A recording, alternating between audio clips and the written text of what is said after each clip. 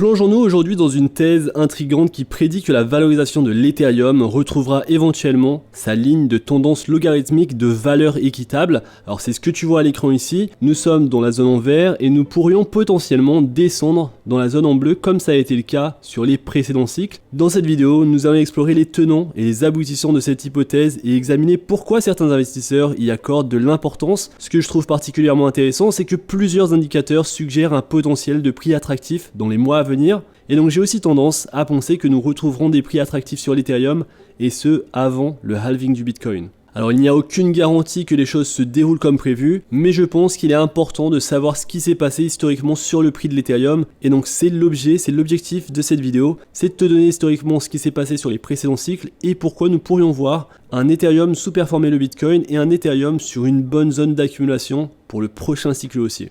Car comme tu le sais, l'Ethereum c'est l'un des meilleurs projets crypto, si ce n'est le meilleur projet avec le plus d'utilité. Reste bien jusqu'à la fin de cette vidéo, je te partagerai également 3 axes de développement prometteurs sur Ethereum.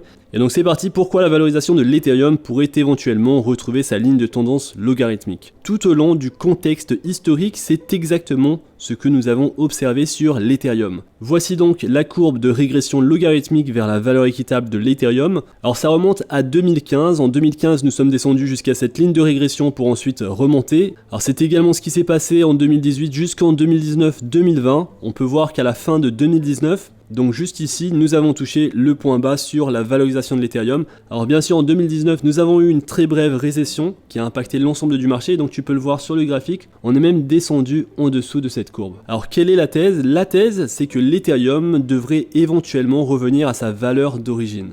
Alors chose importante, la valeur d'origine change constamment et c'est évidemment car nous traversons des bulles où nous sommes surévalués pendant un certain temps, puis des années de marché baissier assez difficiles où nous sommes sous-évalués pendant un moment, et ainsi de suite. Et donc l'idée ici, c'est que l'Ethereum finira éventuellement par revenir à sa ligne de tendance logarithmique. Pour te donner un chiffre, c'est actuellement aux alentours des 930 $, la partie inférieure de la fourchette étant à 644 $. Alors c'est vrai que si je te dis qu'on va descendre à 640 $ et qu'aujourd'hui on est à 1600, 1700 $ sur l'Ethereum, tu peux penser qu'une telle thèse est une thèse assez folle. Et donc laisse-moi te développer tout ça. Avant de continuer, j'aimerais te donner un disclaimer sur cette thèse. Première chose, et c'est évident, il n'y a aucune garantie que ce que je vais te dire dans cette vidéo va se concrétiser.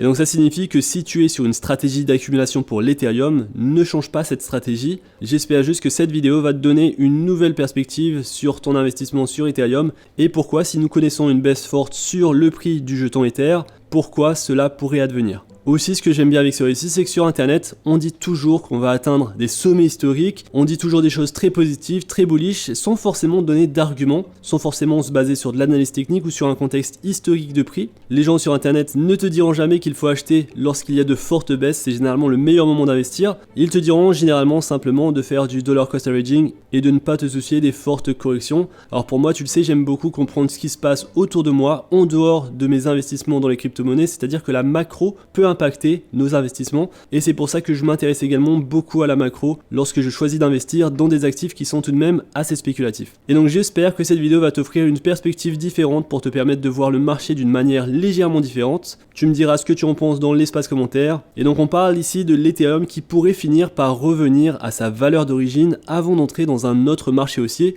pour finalement l'amener vers de nouveaux sommets historiques. Alors il y a un aspect de saisonnalité à cela et celui-ci n'est pas très favorable pour l'Ethereum pour le reste de l'année, car en effet, si nous devions jeter un coup d'œil au retour sur investissement depuis le début de l'année pour l'Ethereum, il y a une très forte probabilité que l'Ether clôture l'année en dessous de l'ouverture annuelle, tout comme il l'a fait en 2019. Alors la courbe en violet, c'est celle de 2023. Tu le vois qu'à partir de la moitié de l'année, le prix de l'Ethereum est en chute libre. C'est ce qui s'est passé en 2019, juste avant le halving, et c'est pour ça que je te parle de l'année 2019. On va se focaliser sur cette année.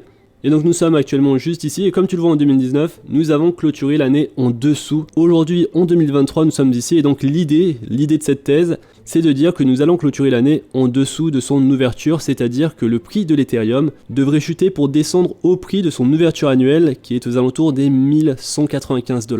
D'un autre côté, lorsqu'on regarde le Bitcoin, il n'a pas clôturé l'année en dessous de son ouverture annuelle. Voici ici la ligne pour 2023 et tu le vois qu'en 2019, le Bitcoin n'a cessé d'augmenter en valeur. Et donc on le voit ici, il a clôturé l'année en hausse d'environ 2 fois par rapport à l'ouverture annuelle. Et malgré que le Bitcoin ait augmenté d'environ 2 fois par rapport à l'ouverture annuelle, l'Ethereum lui a clôturé l'année en dessous de son ouverture. Et donc l'Ethereum était en baisse d'environ 7%. Et donc si nous devions simplement répéter le contexte de l'histoire, alors l'Ether pourrait facilement aller à la ligne de tendance de régression logarithmique, donc sa partie supérieure, car celle-ci est actuellement aux alentours des 1350 $. Et donc finalement, il ne serait pas si difficile d'entrer dans cette ligne, dans cette partie supérieure de cette bande, aux alentours des 1350 $ pour aller revisiter cette ligne de tendance de régression logarithmique. Regardons maintenant les rendements mensuels de l'Ether, jetant d'abord un œil à l'Ether ici en 2019. Et donc en août 2019, nous étions en baisse de 21%, et actuellement nous sommes sur une baisse de 10%. Alors septembre et octobre de 2019 n'ont pas été si mauvais pour l'Ethereum, mais ensuite le mois qui a suivi, le mois de novembre, on a eu une baisse de 17%, et sur décembre, on a eu également une baisse de 15%. En 2020, on a eu quelques mois dans le vert, puis une baisse de 39%.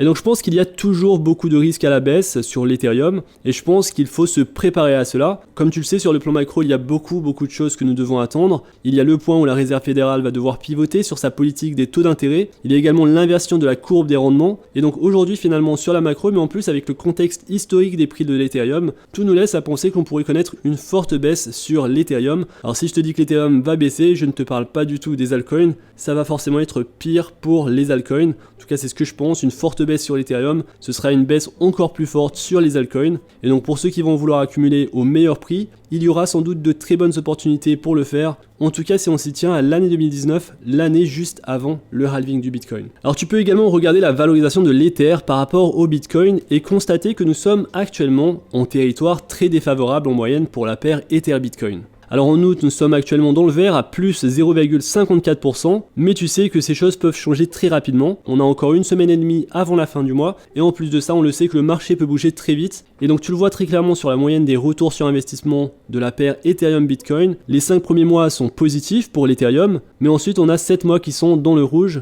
Et donc à partir de maintenant, à partir du mois d'août, nous devrions connaître de la baisse sur les mois qui vont suivre si on se fie encore une fois à ce qui s'est passé par le passé. Et ici tu le vois, c'est une moyenne qui prend en compte les années passées, donc ça prend 2022, 2021, 2020, 2019, 2018 jusqu'à 2015. Alors autre chose qui me fait penser que nous allons corriger fortement sur les prochains mois, c'est le fait que nous avons cassé ce support haussier tout récemment. Donc on l'a cassé également sur le Bitcoin, et donc comme tu peux le voir ici, tant que nous ne sommes pas au-dessus de ce support, nous ne sommes pas dans une tendance haussière. Et donc sur le Bitcoin, je m'attends à de la baisse sur les prochains mois, prochaines semaines, et donc le Bitcoin a corrigé de manière assez sévère, et l'Ethereum également a corrigé, et tous deux ont perdu leur support haussier. Alors cette fois-ci, la macro a eu un impact assez important sur le Bitcoin, sur l'Ethereum. Comme tu le vois, le S&P 500 sur les 3 dernières semaines n'a cessé de corriger. Alors sur cette semaine, on remonte un petit peu, on a touché le support, mais si nous venons à casser ce support haussier, nous pourrions corriger bien plus sur l'ensemble des marchés boursiers, mais surtout sur les crypto-monnaies, et c'est ce qui nous intéresse ici. Et donc compte tenu finalement de ce qui s'est passé historiquement, nous pourrions nous attendre à avoir des mois dans le rouge pour l'Ethereum,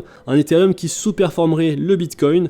Alors dans une de mes dernières vidéos, je t'avais parlé du Bitcoin, et je t'avais dit que le mois d'août et le mois de septembre sont généralement des mois difficiles pour le Bitcoin, et tu peux le voir qu'historiquement je m'attends à la même chose sur l'Ethereum, mais de manière plus longue. Je pense que l'Ethereum aura plus de mois dans le rouge, et donc qu'il est plus intéressant finalement d'être sur le Bitcoin plutôt que l'Ethereum. Alors je t'ai dit qu'on pouvait facilement revisiter cette ligne de tendance aux alentours des 1350 $. Faut savoir que sur la thèse de départ, le prix ciblé est aux alentours des 700 à 800 $. Nous pourrions, comme tu le vois ici, nous sommes dans le vert. Si nous venons à chercher la ligne en bleu, c'est entre 520 $ et 700 $.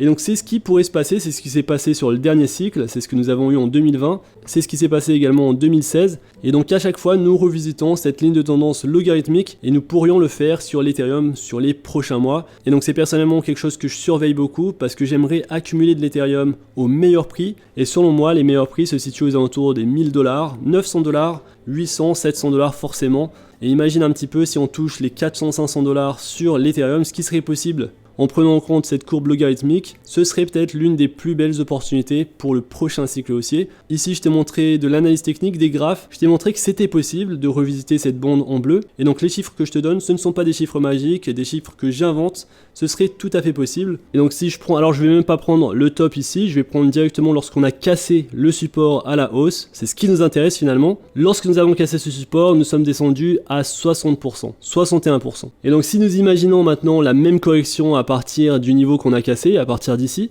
et donc une correction de 61%, ça nous mettrait aux alentours des 700 $ sur l'Ethereum. Et donc tu le vois que finalement, ce serait possible de retrouver les 700 $ sur l'Ethereum si on se base sur la correction que nous avons eue en 2019 et également sur les mauvaises performances historiques que nous avons eues généralement avant le halving du Bitcoin. Et donc dis-moi ce que tu en penses justement de ça. Maintenant j'aimerais te parler de 3 nouveaux développements qui sont très prometteurs, qui peuvent impacter l'Ethereum de manière positive mais également de manière négative forcément. Surtout le troisième développement qui est un développement très intéressant mais comme tu vas le voir, qui pourrait impacter l'Ethereum. Voici le premier, Visa teste les paiements des frais de gaz. Visa est en train de tester les paiements en Ethereum pour les frais de gaz on-chain en utilisant une carte Visa. Ils utilisent la norme ERC 4337 et le contrat intelligent Paymaster pour le faire. Cela permet aux utilisateurs de payer les frais de gaz Ether avec leur carte Visa en dehors de la chaîne, supprimant ainsi le besoin pour les utilisateurs de détenir la bonne quantité d'Ether à chaque fois pour payer les frais de transaction. Et donc ça pourrait changer la donne potentiellement. Nous avons ensuite Consensus qui lance Linea, la société mère de MetaMask a lancé un réseau Ethereum de couche 2. Linea est une machine virtuelle Ethereum, EVM, à connaissance nulle qui a été lancée avec un pont de jetons ERC20 et qui intègre par défaut MetaMask. Le réseau a déjà embarqué plus de 150 partenaires et a vu plus de 26 millions de dollars en Ether être transférés par le pont. Autre développement des contrats futurs sur l'Ethereum. La SEC a reporté le lancement d'un ETF spot Bitcoin encore une fois, mais a dit peut-être aux ETF contrats futurs sur l'Ethereum. Il y a quelques jours à peine, Valkyrie a déposé une demande pour un ETF contrat futur sur Ethereum. Il a également été annoncé que Coinbase a obtenu l'approbation de la National Future Association, la NFA, pour offrir des contrats futurs sur le Bitcoin et l'Ethereum aux investisseurs institutionnels aux États-Unis. Et donc avec ça, il y aura sans doute beaucoup plus de manipulation sur les marchés, et ça c'est toujours le cas, mais ça renforce le fait que l'Ethereum finira par recevoir un ETF spot bien plus tard, et on va commencer d'abord avec un ETF futur sur l'Ethereum. Et donc voilà pour cette vidéo, dis-moi ce que tu en penses de tout ça, j'espère que tu as aimé cette vidéo, si c'est le cas, n'hésite pas à liker la vidéo, à t'abonner à la chaîne, n'hésite pas également à rejoindre ma newsletter gratuite, où je te partagerai des analyses comme ça, des analyses qui sont finalement assez rationnelles, on ne part pas dans l'émotion, et on se focalise sur ce qui s'est passé auparavant. Alors je sais que l'histoire ne se répète pas, mais elle a tendance à se ressembler, et donc on va surveiller tout ça sur les prochaines semaines, les prochains mois. N'hésite pas à me dire encore une fois ce que tu en penses dans l'espace commentaire. On se retrouve très vite pour une prochaine vidéo. D'ici là, fais attention à toi, investis bien, et à la prochaine.